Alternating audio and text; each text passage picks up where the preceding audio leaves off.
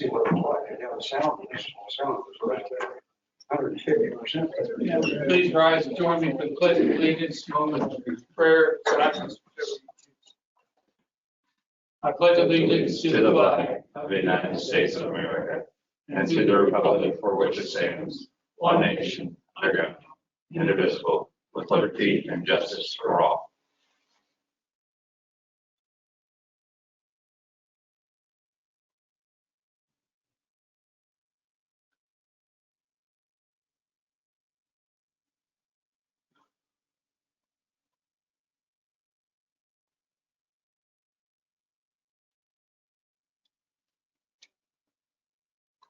Thank you.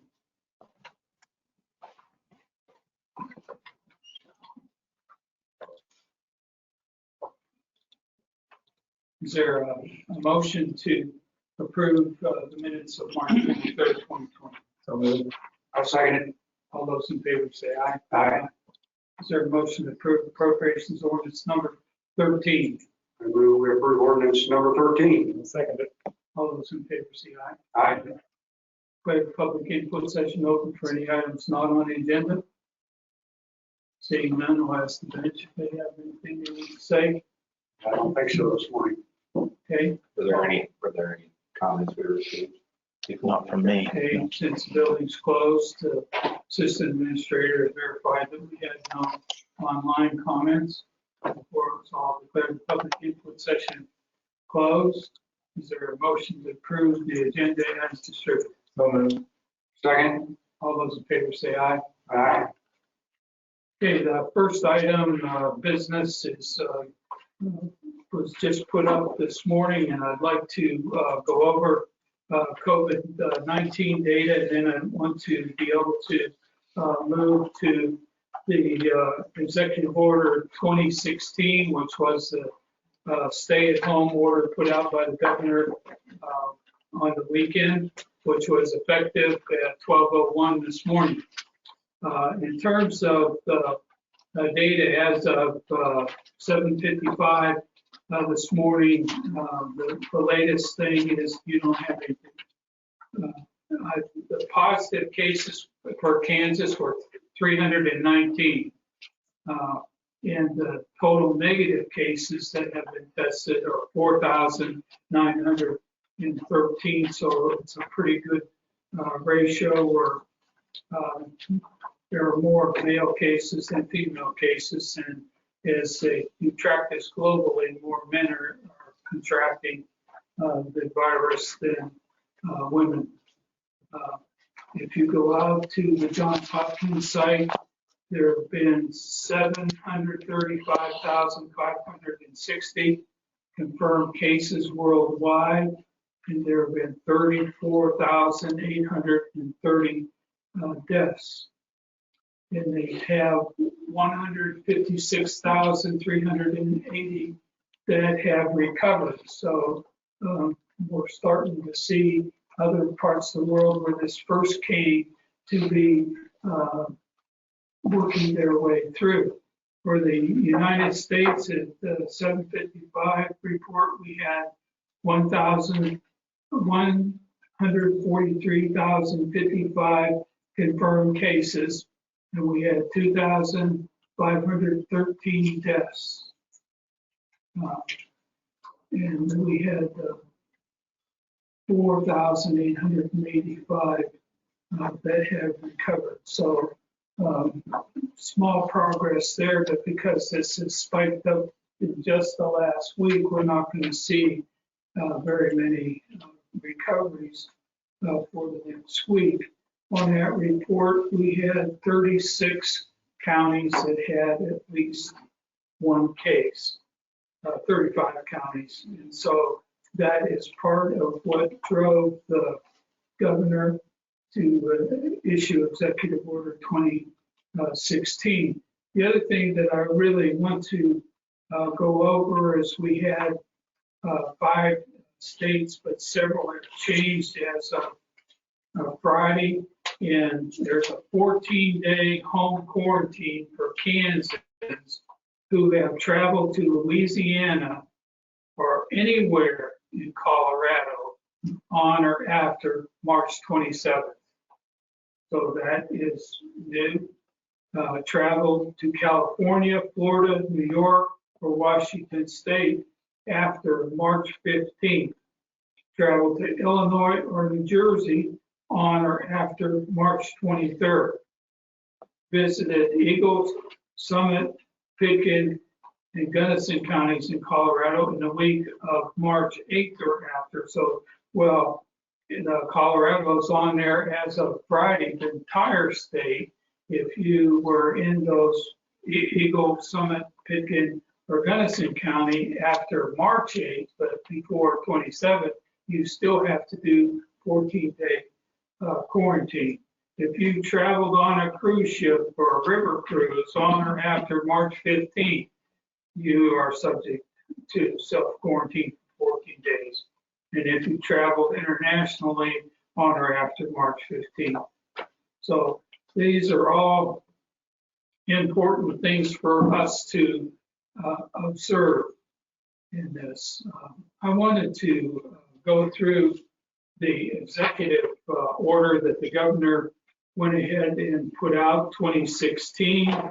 The format is a little bit different. I want to cover a number of things this morning, which will take a little bit of time, but when you had the federal government declaring the national emergency, and then the state, and then the county, and now we have 35 counties out of 105, it's probably the right time for the governor to declare a stay at home. So we have to do everything we can to contain the virus as much as possible, and where we have experiences to mitigate it as best we can. And so she issued this order when there are 202 cases, and like I just said, from the time she issued it on Friday till late last night, early this morning, there's 319, so we jumped almost 50% in 12 hours, and it will continue to go up. I think that one of the things in her order is to seeking shelter in our homes is shown to be the most effective way to reduce the spread of this infectious disease, and Kansas residents will be most safe in their homes. And as we go through this, this may or may not be, according to interpretation, a little bit more strict than the county safer at home order that was put out on Friday. We'll try to cover it. I want to remind everybody, though, that hygiene and social distancing are still, for those of you that can't get out and are allowed to get out for groceries, prescriptions, and that type of thing, is the most important thing. At the end of the study session, I'll show a video of a doctor from New York City talking about how important it is to clean your hands. Every time you touch something out of your home, before you do anything else, you should be using hand sanitizer. And we are bringing in for the city here some extra hand sanitizer from microbrewery in Dodge City that is donating 3 cases. It's here, It's here. more than 3. You can, I dropped it in yours. Yeah, so anyways, it's neat that they confirm their business. I listened to a deal from Florida yesterday that all of their microbreweries practically have switched to hand sanitizer to help with this. But you have to really discipline yourself to do this. There is one other thing that you really have to do. Don't touch your face. Don't touch somebody else's face either. But you keep your hands as clean as possible, and you try to keep your hands away from your face. If you catch yourself doing it, you just have to pull back and try harder.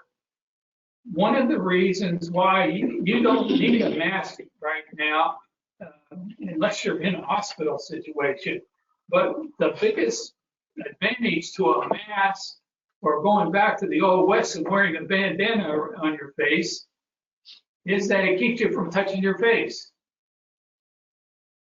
If you don't touch your face, and you have anything, when you touch your face, anything you have on your hand is going to get to your mouth or get to your eyes or get to your nose.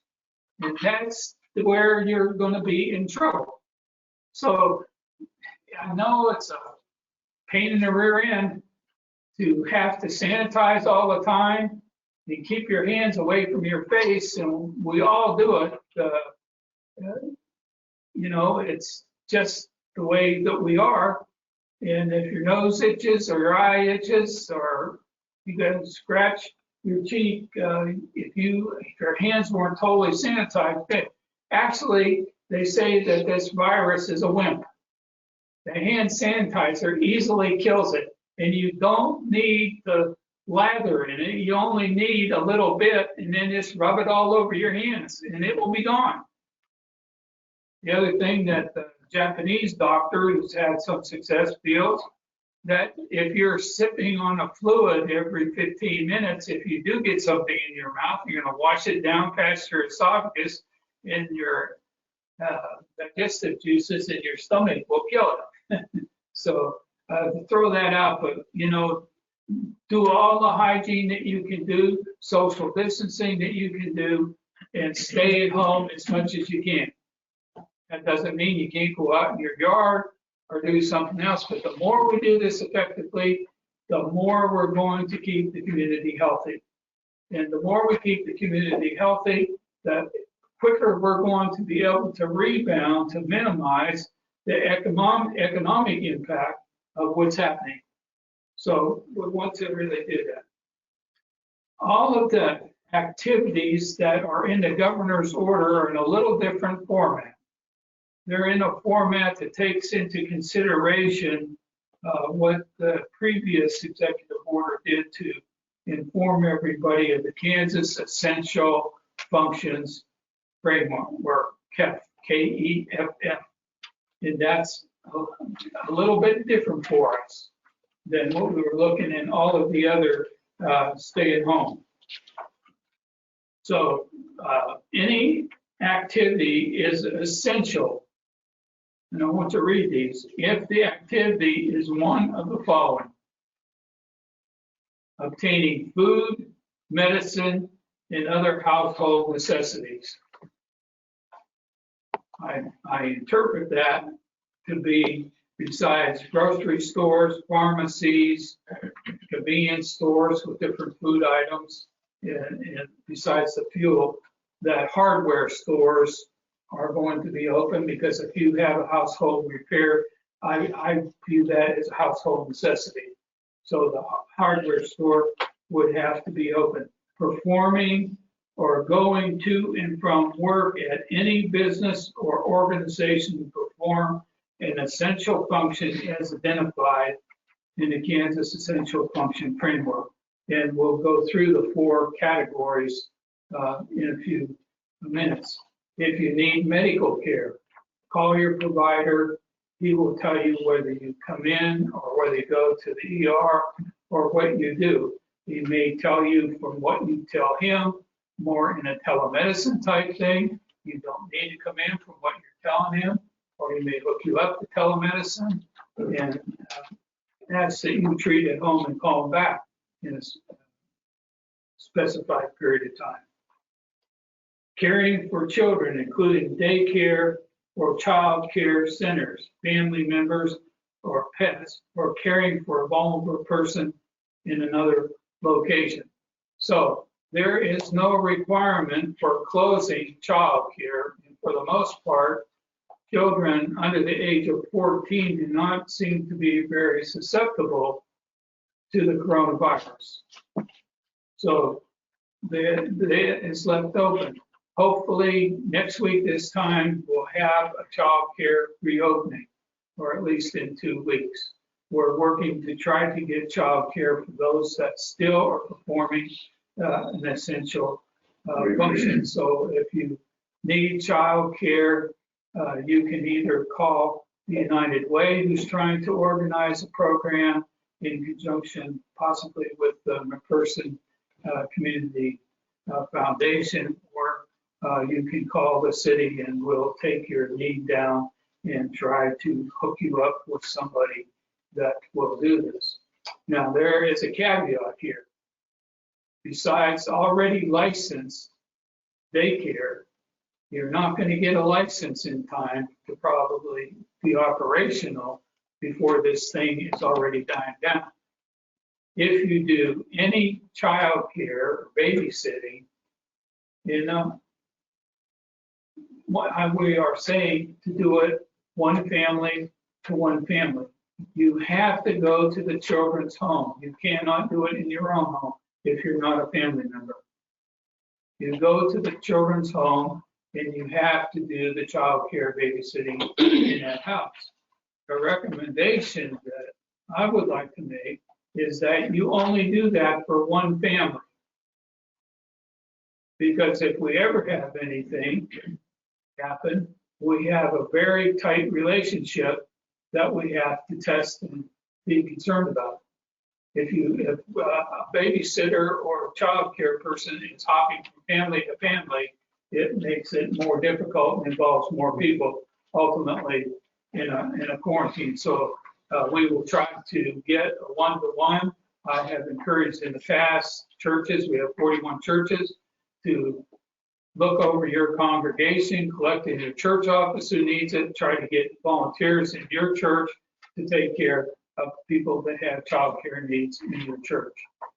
The United Way can do all these other things. We have industry that's willing to help their employees pay for this, and we will try to begin to match them up with the right person. But child care is a permitted thing.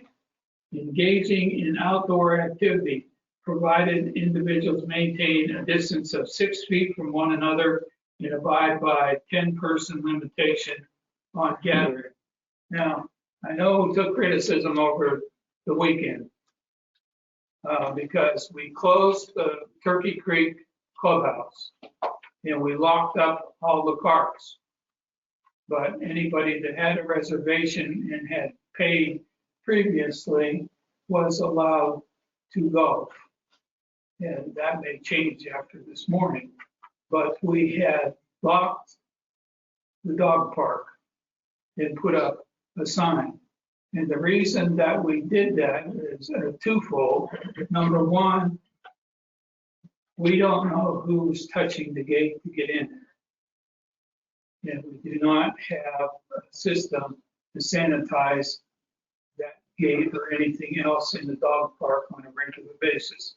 The other thing is on Friday, I believe it's the American Veterinarians Association came out with feeling that dogs should not be socializing with other dogs because there is a possibility of the coronavirus, if they come in contact with it, staying in their fur for a while, and then by two dogs socializing, they may transmit it.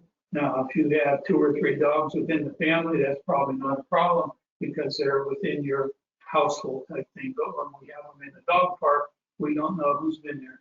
So those were 2 reasons behind why we closed the dog park. We agreed with that or not. And then nothing in this order or any other executive order excludes or prevents families from gathering privately. So if you were going to have Sunday dinner with one of your kids' families, nothing in this prevents you from being able to do that. I'm going to skip all the way down in the executive order to the 4 elements of the Kansas Essential Function Framework. The first one is connect. You can operate core information technology networks. So that means that the different people that are running networks, Cox, Verizon, Mid-Kansas Telephone, Midwest Telephone, whoever else is operating here on those networks that they have, they are supposed to keep them up, and that keeps us communicating. When you think about working at home and getting information out to people, we need them. Provide cable access network service. That keeps you having the news. Provide internet-based content information and communication services. So anybody in the newspaper that's putting out an internet version, online version, person buzz, people like that, or even just other business putting out routine information, provide internet routing, access, and connection services. So that would be some of the same people I previously mentioned. It would seem to me that if you're having a problem, a computer services company could still operate with essential personnel to, if yours is down, to help you get back up so that you have connectivity on that. And it would also cover anything that's being done for cybersecurity. Provide positioning, navigation, and timing services, probably more at a state level. Provide radio broadcasts, access network services, includes traditional television. So our radio station will keep up, will still be able to see stuff processing on the TV networks out of Wichita. And you probably are well aware that they have cut way back on their staffing in the studio, and many of the things that they do, they can hook up and do those reports from home. Provide wireless access network services and provide wireline access. So the second big area is distribution. And these are some of the essentials. We will keep on distributing electricity. If we have a storm during this period, we will end up with BPU having to service whatever is out. And they will do the best that they can do. Maintain supply chains for essential functions and critical infrastructure. Transmit electricity. Transport cargo and passengers by air. And there's a whole list of things that could be manufactured, distributed, sell, or maintain aircraft parts. So if there are some businesses, particularly in Wichita, where some of our people work, that still will have to go into work, because that cannot be done from home. Transport cargo and passengers by rail. So the trains will still be running. So if you thought that you don't have to listen to the train in person, other things are quiet enough, you'll probably hear them better, type thing. Transport cargo and passengers by road. We need a supply line in the supply chain to keep on going. So we need the trucks on there to bring the cargo, and there will be some people that will have to be transported by a bus service, don't have a car, and so that will happen. Operate or maintain gas stations and associated convenience stores and restaurants. But when you do the restaurant, it has to be takeout or drive-through. You cannot have an open dining room. So we had still, as of this weekend, a couple of restaurants that were allowing dining in. And now there can be no dining in. And we had to have either the sheriff or the police go in and warn a couple places that if you're not practicing social distancing, you shouldn't be open in your dining room even last week. So this just solves the problem. There is no dining in. It's either takeout or drive up, one or the other. We can, on this transporting, deliver mail, packages, food, groceries, beverages, and other cargo. This applies to transportation by air, rail, vessel as well. I don't know where we're going to get a vessel. Somebody sailing down the Smoky Hill. Anyway, and probably in northeast Kansas. Can be on the river. So manufacture, distribute, sell, and maintain automobiles and automobile parts. I think that include any auto parts store, keep your automobile running. It will include repair shops. It will include dealerships, both new and used. As I look at this, transport farm equipment, supplies, seed, and personnel for farming operations. Farming operations still have to go on. If we have stuff yet to plant, fertilize this spring, to have crops in midsummer to fall. The idea is that that process will continue for the farm economy.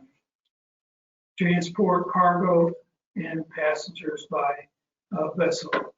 Transport materials by pipeline. So we will have to keep the pipelines open, and because we have a refinery, we need to bring all that crude oil into here, and we have stepped back at the refinery at a number of our larger industries to essential personnel. They are not closed. They are just operating as best they can with essential personnel, and some of their administrative functions may be operating from home, but they are still operating, and we need them to operate so that we will have the fuel to do what we need to do in transport passengers by mass transit. And that means like the cities that are cabs, are buses in Wichita, that type of thing is needed. Okay. The third part of this is to manage, it is called manage. And the first thing is conduct elections. So if we have an election coming up, if we do not move the date on something, we are still allowed to hold it, but we would have to practice hygiene and social distancing in order to do that. We operate media outlets, develop and maintain public works and support services for essential functions. And that means that what we do here for public works and what we're doing at VPU, we maintain those services. So as best we can, we will do that and maintain the hygiene and social distancing. Educate and train essential functions personnel. So while we have delayed some non-essential training for the moment in the city, we are still training and doing some things that has to be done. If we hire a new person, if we're short somewhere, we will have to do some basic training, and that way they come in, they do the training, we do it according to the hygiene and social distancing. Enforce the law. We are not looking to pull more people over during this time. In fact, we would prefer not to. But if in fact you exhibit a rolling stop, if you are speeding, the only good thing about this is that school's not in session. You don't have to slow down to 20 miles an hour in a school zone. You can go the regular 30, 35, or 25, depending on where you're at. Maintain access to medical records. And so all that is going to be done. A lot of that anymore is electronic. It can be shifted from one place to the other without anybody touching anything. Manage wastewater. Our wastewater people are up and running and will continue to do that. And if we bring in a new employee, we'll train them and get them functional in that job. Operate government, perform government contracts, operate public and private schools to the extent allowed by other executive orders. And as you know, our schools have been shut down, public and private, and almost everyone either this week or next week will be up for getting packets or online assignments to students at all levels. Some are required 3 hours a day, some 4 hours a day, and we've already started distributing 2 meals a day. The child themselves in District US 418 has to go to pick up the meals. It's not anybody can go and pick them up. And I think they're doing a pretty good job of putting out some pretty good meals. The Community Foundation and school district, whatever, will be working early, like they do during the summer, to get weekend food packages out. We'll be starting that early as well. Perform the essential operations of state, county, and municipal governments. Our door is locked to the municipal center, but pretty much everybody is here. You can't really see it probably on the broadcast today, but everybody's at least 6 feet apart. Some cases maybe only 5 feet 9 inches. But we did the best we could to put everybody in here today. And we have to go through all of our regular processes right now. Everybody is working a full day. Operate state constitutional offices, and state will continue to do that. Perform cyber incident management capabilities, and we all worry about that. There are a number of scams out there, and we had a sheet last week, and if we can, we want to put that up on the hub site so that the citizens are all aware of potential scams.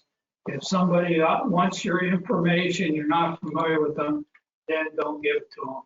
And if it's too good to be true, it probably is. They'll take your information, drain your account, and they'll never get what you thought you were going to get. And if they have a fabulous cure for coronavirus and you can get it 90-day supply by just giving your information, is probably not true. So you hear all kinds of things on the news about these things. You hear that we're still trying to develop things, but it's not arrived. So if the cure is out there, you are probably being sold something that is not true. Prepare for and manage emergencies. That's still our job. Manage and operate planning, cleanup, and other emergency responses, including private entities. And that's why when we set up the Emergency Operations Center last week, and we did a report later, that we do this. Preserve constitutional and legal rights. Manufacture or sell firearms. Well, I might interpret this that the gun shops are still operational. Perform or attend religious or faith-based services or activities. That's true. Most churches have shifted to online. It would still be limited to 10 people. So if you have 5 or 6 people to administrate the service, you can only have 4 people attend. If you had 9 people to perform the service, including any musicians, you can only have 1 person come. If you have 10, if you have 12 people, then the staff that are going to do it, you have to cut 2 out, and you can have the service. So pretty much everybody has limited this. But they are important for childcare, for picking up groceries or picking up prescriptions. And the other thing that's really important, both for the churches and anybody else, is if you know a shut-in, get on the phone and call them and give them some encouraging words. This is tough if you can't get out at all. You need encouragement as we go along. The phone will work fine in this situation to encourage somebody and to make sure that they have a hopeful outlook. Or even if it's not an elderly person, but somebody that you know has been discouraged lately, give them a telephone call and pick them up and help them. Protect sensitive information is still, that's a function.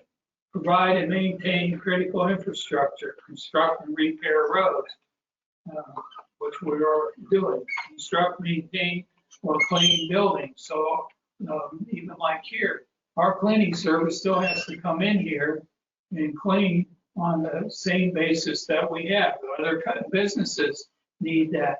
They're still going to be able to have that cleaning service come in and do it. Produce or distribute construction materials. So we need McPherson concrete, but others, gravel, all these kinds of things, lumber. different metal objects that we are going to need or you'll need in your business have to be distributed. If you go to the hub site and click on industrial, you'll see that a lot of the deliveries for this type of stuff, or the trucker comes, and we are very careful whether the trucker gets out or not and how we unload those supplies. Provide capital markets and investments, so perform accounting service, perform financial services. The way the market has been going down and every once in a while bounce back, investment firms are still going to be able to do it. But they can do that pretty much over the phone. You don't have to be across the desk from each other. Provide consumer and commercial banking services. The banks should not be closed. They should be operating online or over the phone with you. And if you need, if they're so complicated, call them. They will make an appointment for how they want to talk with you. Provide identity management and associated trust support services. Provide insurance services. So our insurance agents are probably going to be there to handle whatever's going on. You have a fender bender, you have a fire, you have anything else that's going on, they're still there to serve you. Provide medical care services, including mortuary services. I wish they would have put that separate and said include that in medical services. But provide pharmaceutical services. So our pharmacies are going to be up. Provide funeral and memorial services. There we go, separate. And got it 2 places. Provide payment, clearing, and settlement services. Provide public safety. Provide wholesale funding. Store fuels and maintain reserves. That's a big part of what is being done by the local refinery. Support community health and mental health services. So there are a number of entities that function like that in our community, and that would still be an essential service. It may be more essential now than it is on a regular day, to be sure people that need counseling, need the therapy, are receiving the therapy. Support community and operate laundry services. So we have at least one laundry still in town, and also drop off on South Main for laundry to be done out of town. Those can still be happening in the supply, exploration, and extraction of fuels, fuel refining and processing of fuels, generate electricity, and manufacture of things that are needed to do that, provide and produce and provide agricultural products and services. And there's a number of things under there, but agriculture is pretty much still going on. Provide and produce human and animal food products and services. So all those things that are there. And selling groceries, including alcohol, not on-site consumption, is still allowed to happen. Produce chemicals, produce metals and materials. We have some manufacturers that do that type of thing, that put those products out, and it may not be their main thing, but if they're doing it and shipping it, they will do it. And some of we've got a couple of businesses that have provided letters to be sure that we knew that they are making a very small part, but an essential part for medical equipment. And so their companies that they're supplying to make the finished product, be it a ventilator or something else, want them to know that they are critical, and they still have to be keeping the supply of those coming so they keep producing. Provide housing, operate and maintain rental property, operate and maintain student housing. We have 2 colleges here. Some have foreign students, some had some students that couldn't go home right now. They're still in the dormitories. There has to be some food taking place. They need to be supplied. They have to take care of, if you look back to the governmental piece, taking care of the student loans and doing a number of things. So there will be essential personnel at both our small colleges and probably at Bethany College within the county to keep going. Operate and maintain student housing, operate or maintain long-term care and senior living facilities. We have a number of those in our community. They are basically in a lockdown. You can't get in there unless it's an emergency, and then they will decide whether you can be in there or not construct, supply, clean, or maintain single-family homes or other housing. I think if you have a cleaning lady, she can come and clean your house the way I read that. And if you have somebody cleaning your factory coming in, they will be able to do it. Provide real estate services, operate or maintain housing, shelters, or charity. So that would cover things like we have here on Mount Hope Sanctuary, Later Project Homes, the Women's Center over here on Elizabeth. Maintain animal shelter. So that covers our animal shelter. That's what we're doing from the city. Operate and maintain hotels and motels. Provide information technology products and services. Provide material and operations to support to defense, research and development. And some of our manufacturers are also doing research and development. So those people would still be coming to work and trying to move forward. The last thing was to supply water. Now, all of this is was started at midnight tonight, and it extends, I forget, 60 days? 19th of April. 19th of April, yeah, not 60 days. I won't be surprised if it is renewed again on that. So with that, I just wanted to be sure that I gave everybody an update. Just one more reminder, hygiene. Wash your hands. If your hands start to become chapped, use a little bit of lotion. But keep on washing your hands. Keep on using, if you're not in a place where you can wash your hands after you touch stuff outside your home, use hand sanitizer. Soap and water is the next best thing to do. And if you're somewhere and you can't do that, use the soap and water. And I know that hand sanitizer has been a little bit tough supply, but hopefully it will be coming back. Use your social distancing. Yes.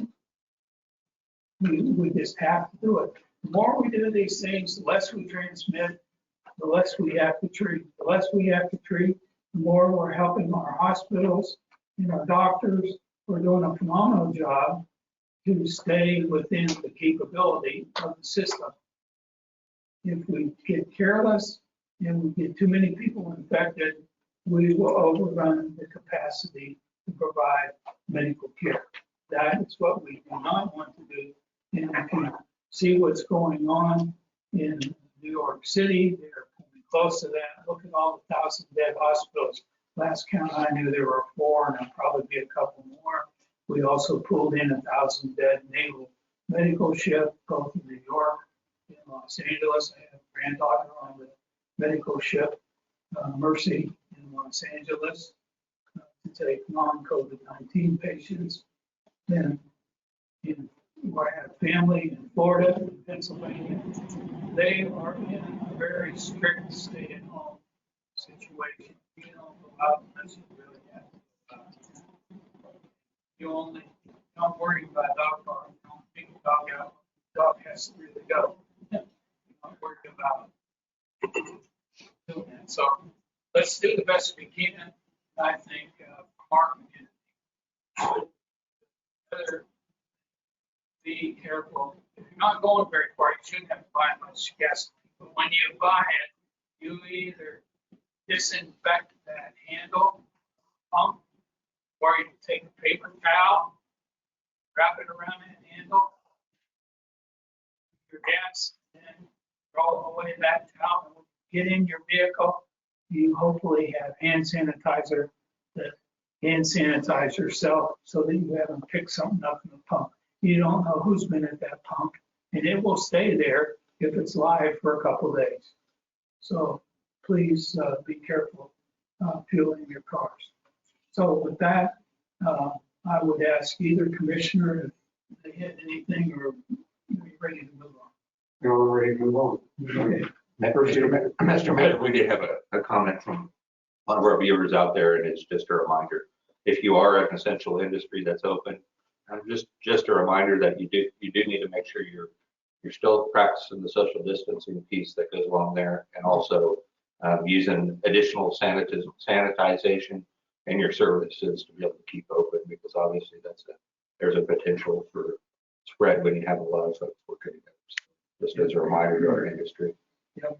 Workstations, be administrative or other, by some of our administrators disinfected 3-4 times a day, keeping people healthy so that they can keep on. So whatever you're at, all of the hygiene and social distancing apply to every situation that you find yourself in. Okay, I'd like to call Chief Policeman and the Fire Department. Morning, everyone. Three items for your consideration this morning. First item is the fire department currently has an open position for firefighter EMT. We interviewed Brady Burr for the position. Mr. Burr excelled in the interview process and has given his credentials. Will be beneficial to the city person. We request a motion to approve hiring firefighter Burr with a start date April 6th. I'll move to approve making a conditional job offer to Brady Bird for the position of firefighter/EMT, pending successful pre-employment requirements effective April 6, 2020. I second that motion. All those in favor say aye. Second item we have for you, an accident occurred with ladder 1 in December of 2019. Damage was done to the bucket of the ladder. The apparatus was taken to the Lake of Kansas for repairs. The shop inspected welds on the bucket and the ladder itself. No structural welds were found to be cracked or damaged. The extent of the damage was found to be mostly cosmetic, other than the safety bar assembly that was replaced. And the total damages were $2,254.59. However, the city's deductible is $500 and the rest will be turned over to insurance. We're requesting to pay a Conrad Fire for the repairs of ladder 1 to not exceed $2,254.59, with the insurance coming back to $1,754. I'll move to approve payment to Conrad Fire Equipment Inc. for repairs to ladder 1 for an amount not to exceed $2,254.59. Second. All those in favor say aye. Aye. Last item, thankfully, we had our UL tested as well right after that ladder came back. Recertified all of our ground ladders and the ladder truck itself. American Test Center conducted the annual ladder test and inspection. All ground ladders and ladder oil were inspected to NFPA 1932 standard. We request a motion to approve payment to American Test Center for an amount not to exceed $1,232.40. I'll move to approve the payment to American Test Center for testing and inspection of all ground ladders, as well as ladder 1 for an amount not to exceed $1,232.40. I second that motion. All those in favor say aye. Aye. One more other comment, we would encourage citizens not to use the 911 system unless they absolutely have to for COVID. Follow the proper chains and contact their PCP, primary care physician, and go through the proper channels with the hospital. Thank you. Public lands, runs. Morning. Got one item, Turk Creek Golf Course, staff request motion to approve payment to Kansas Golf and Turf. Invoice number 01213816 for parts to repair mowers at Turk Creek Golf Course for an amount not to exceed $1,053.68. I'll make a motion to approve payment to Kansas Golf and Turf Incorporated, invoice number 01213816, for parts to repair mowers at Turk Creek Golf Course for an amount not to exceed $1,053.68. I second it. All those in favor say aye. Aye. Thank you. Okay, Colin Jeff Woodward, Public Works report. Good morning, everyone. Morning. On March 19, 2020, we opened the bids for the 2020 overlays. We received 4 bids, which are attached for your review. The lowest bid came from APAC Kansas Incorporated. The base bid was $394,876.55. And the total with the add alternate one was $415,361.85. The engineer's estimate was $450,276.30 and $521,733.91 respectively. APAC's total bid was $106,372.06 below the engineer's estimate. My recommendation is to award the base bid with add alternate one to APAC Kansas Incorporated. The streets to be overlaid are Northview, Main to North High Drive, Hull Street, Main to Myers, Walnut Street, Dover to Northview Road, Oak Park Drive, Main to Grimes, North Front Street, Champlin to the east end, Avenue A, New Concrete to the railroad tracks, and the add alternate was 6th Street, Main to Wall. I move that we award the 2020 mill and overlay and add alternate number 1 to Apex Kansas Incorporated for an amount not to exceed $415,361.85 and authorize the mayor to sign the contract and all related documents. Second. All those in favor say aye. The next item are parking garage lights. We had 2 lights on the ramp of the parking garage that went out and were repaired by Headland Electric. We assume the cost for these will be under $1,000. We received a quote from Headland Electric to replace the 2 480 volt lights on the top deck of the parking garage in the amount of $1,714. Total cost of repairs estimated at $2,500. I move that we approve payment to Headland Electric Incorporated for repairs to the parking garage lights for an amount not to exceed $2,500. Second. All those in favor say aye. Aye. The next item is the signal upgrade at Halston, Maine. On January 27th, the commissioner approved $25,205 to upgrade the traffic signal at Halston, Maine. Of that $25,205, $19,880 was for $19,880 was for the video detection equipment from Gady Sales. However, we failed to estimate the shipping cost. We received an invoice from Gady Sales in the amount of $19,988.88, which included $118.88 for shipping. Total cost of the signal upgrade is $25,323.88. I move that we approve raising the signal upgrade cost for video detection at Main and Holtz intersection previously approved on January 27, 2020 for $25,205 to a cost not to exceed $25,323.88. This includes $5,325 to L&S Electric LLC for labor and $19,998.88 to Gady's Sales Company Incorporated for parts and equipment delivered. Second. All those in favor say aye.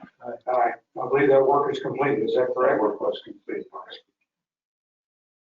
Finally, I'd like to give you an update on the projects we have ongoing at this time. First is an update on the Grimes End Street reconstruction project. Pavement was placed at the Grimes Halls intersection. Concrete was also placed on driveways, sidewalks, and side streets on Grimes from Anna to Loomis. Anna Street remains closed through traffic from Wheeler to Grimes. Grimes Street is closed through traffic from First to Loomis and completely closed from Anna to Loomis. The Halls Grimes intersection remains closed.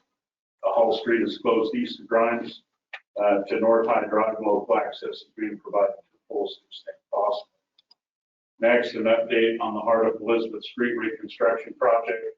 Removals are complete on Hardup between Elizabeth and Hancock. Grading and installation of base is scheduled this week. Next week, removals are scheduled to start at Hancock and go south for approximately 350 feet. The intersection of Hardup Hancock will remain open. This will allow the contractor to work 2 areas at one time.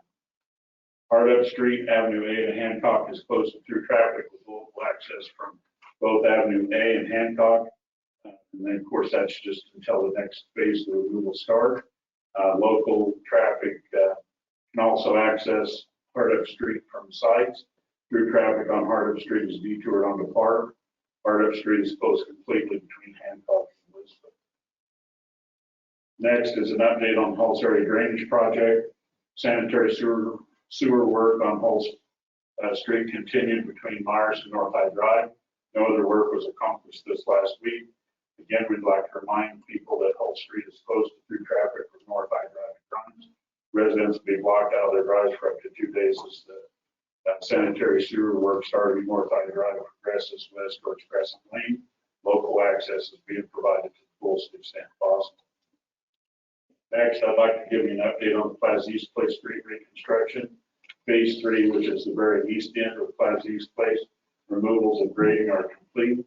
The gas line has been moved to the rock base is scheduled to begin this week.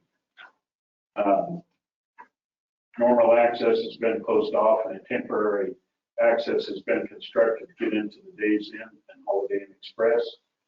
And finally, I'd like to remind everyone that road construction, weekly construction updates, road closures and detours, planned road closures and planned detours are available on the city's website at www.mcpcity.com. That's all I have. Thanks, Jeff. And you're fine.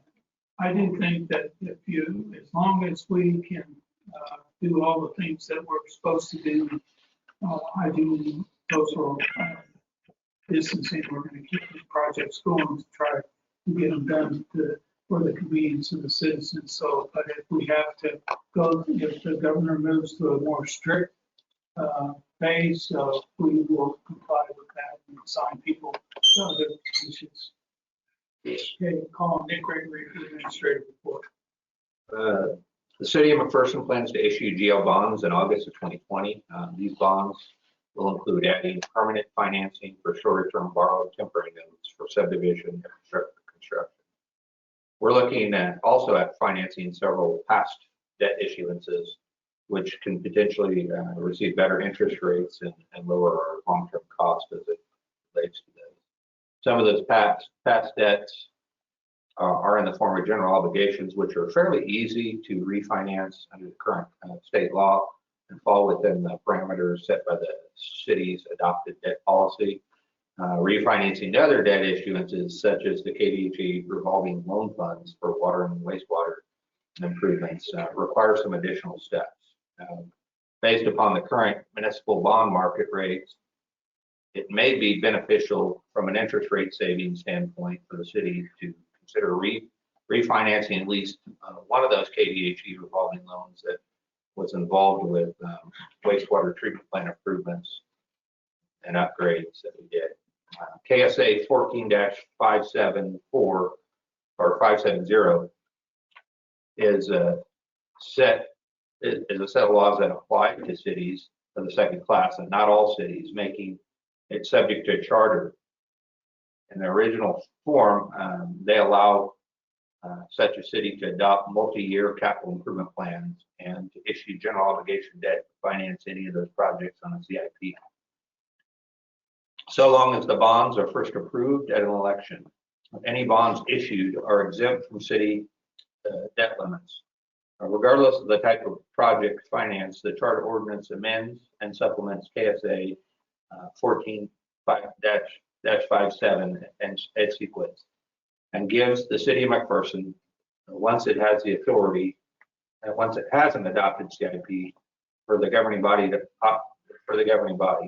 authorization for the issuance of bonds to finance any project on the CIP by adopting a resolution. Any bonds issued pursuant to this authority are still exempt from the debt limit. It also provides alternatives for the adoption of a resolution of the sole discretion of the city commission.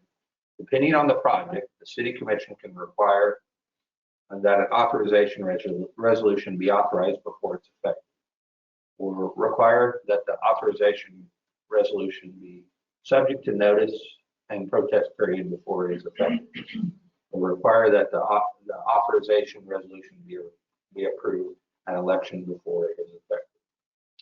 If this charter ordinance, if a charter ordinance becomes law for the city could add the project financed by KDHE's loan to its CIP, and the city commission could simply would simply need to adopt a resolution to authorize the bonds for that project. In addition, the city could use a charter ordinance for any other type of improvement, such as including CIP, things for instance, buildings, park, street improvements, or otherwise, what would otherwise count towards the city's debt limit. At this point, city recommends that the governing body authorize charter ordinance number 46 and began that process of allowing an exception for borrowing based on establishing a capital improvement plan. If a charter ordinance number 46 is approved, city staff will bring to the governing body for approval a capital improvement plan based upon the already planned future spending levels. This will happen in the upcoming months as we prepare to actually do the bond financing. Any questions? No, I just make a comment that, whether we refinance or not on those KDHE loans is going to be dependent on the bond market. Initially, when we looked at this, it was over $200,000 savings, and then right before the coronavirus hit, it was up over 500,000, and now it's probably back down again because of the activity in the bond market. But we will only finance if it meets our debt policy, which means we have to gain a 3% advantage in so doing. So, but this is a really good charter ordinance, and it sets us up to be able to make a little different if the bond markets are in the right place. Otherwise, we'll just do the normal bond that we need. Okay. I move that we adopt charter ordinance number 46, a charter ordinance exempting the city of McPherson, Kansas from provisions of KSA 14.570 and KSA 14.571 and providing substitute and additional provisions for the same subject relating to the public improvement and the issuance of bonds for the purpose of paying for the improvements, and authorize the mayor to sign the charter ordinance. Second. All those in favor say aye. Aye. A lot of work went into this, not only from Stephen Nicholas, but Gilmore Bell, Jeanette Sheepik, and others in a number of meetings before we came up with it. So I want to acknowledge all of them. Next item, ESG grant reimbursement request number 8 and the amount of $8,002.45 brings the 2019 ESG running total to $73,660.25, which equates to 78% of the total awarded amount of $94,050. ESG, as a reminder, stands for Emergency Solutions Grant. And this is a grant funded by KDHE and administered by the city of McPherson for the benefit of the McPherson Housing Coalition for their homeless prevention grants and activities. And this is a regular, when we do get these requests, we do run these through the governing body and ultimately send those to the KDHE to reimburse these. I'd make a motion to approve payment to McPherson Housing Coalition for the ESG grant reimbursement request number 8 in the amount of $8,002.45 and to authorize the mayor to sign the related documents. I second that motion. All those in favor say aye. Aye. There's a number of pay wages for your consideration. The first being Brady Burr Fire Department, as Chief Policeman mentioned. As a firefighter, he'll start at $14.65 per hour, beginning April 6, 2020. There's a number of temporary and seasonal that we would go ahead and ask for authorization at Turkey Creek Golf Course. Some of these were already in the clubhouse, and some of these are returning. And obviously, their availability is going to depend on what level of openness the course ultimately maintains. But we'd like to go to bring these regardless. And if they're not needed, then we will ask them to come in. So these we'll still bring them before you today. Those include Jace Kenneman, Turkey Creek Golf Course seasonal, going from $850 to $950, effective March 30th, 2020. Through Labertu, Turkey Creek Golf Course seasonal, going from $9 to $950 per hour, effective March 30th, 2020. Chet Harlan, Turkey Creek Golf Course seasonal, going from 10 to 10:50, effective March 30th, 2020. Bailey Christ, Turkey Creek Golf Course temporary, going from $9.50 to $10 per hour, effective April 6th, 2020.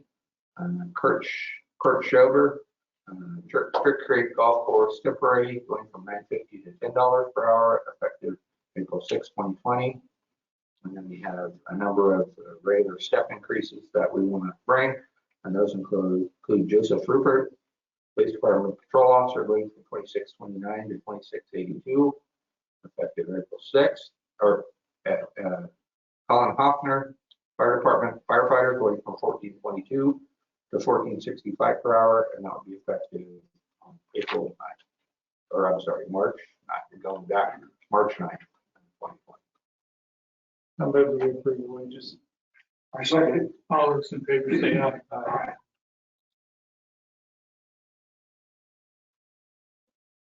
Aye.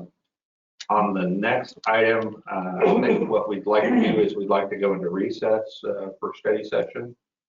But as we have done the last several weeks, we do want to potentially come back and take some action as it relates to some of the COVID-19 things that we'll discuss. But one of the things I'll be doing, as the mayor mentions, I will be giving you guys an update from our last briefing period as it relates to our emergency operations center that we established in the city. Do you want to do those COVID items before we go to study session? I was figured we'd go into study session, and then if we have action, we could. All right, I'd like to move that we recess this city commission.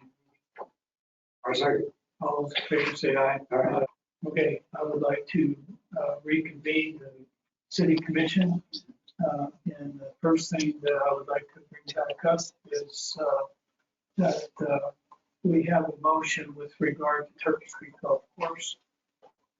I move we close Turkey Creek Golf Course for a period of time until November or April 18th. I mean, it'll be effective at sundown today. Would that be work? Would that be? Yeah.